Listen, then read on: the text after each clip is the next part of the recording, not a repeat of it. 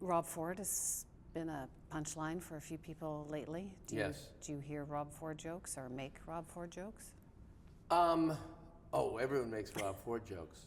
But I don't think Rob Ford is remotely good for the country. I think he's very bad for the country. And the mayor of a Toronto city the size of Toronto needs an international ambassador. And you know, 2 months ago, the mayor of London, England, was on Dave Letterman, and he really made a great representation of the city. He represented the city with great elegance. Rob Ford was just on Jimmy Kimmel, and he was clearly not, since Tiny Tim and Miss Vicky got married on Carson, was someone clearly more of a joke, being laughed at, not quite being aware that they were being laughed at. That's not a good ambassador for Toronto. You think he's embarrassing Toronto? I do.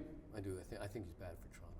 So I think if he really loved Toronto, he would have resigned and said, you know what, I'm going to straighten my life out, and I'll come back, and you'll see that I've sorted my personal life out, and I will I'll run again, and you'll vote for me or not. But to hang in there because you love Toronto, it's a little more narcissistic, I think, than what he claims. Well, some people are still impressed by him. You know? What does that say about Toronto? Like, what are people saying about Toronto these days? Oh, I don't think. I don't think if this were, let's put it this way, if this were an American city or another Canadian city, and you had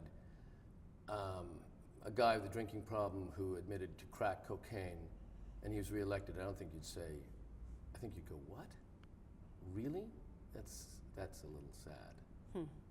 So I can't think of it being a plus for the city.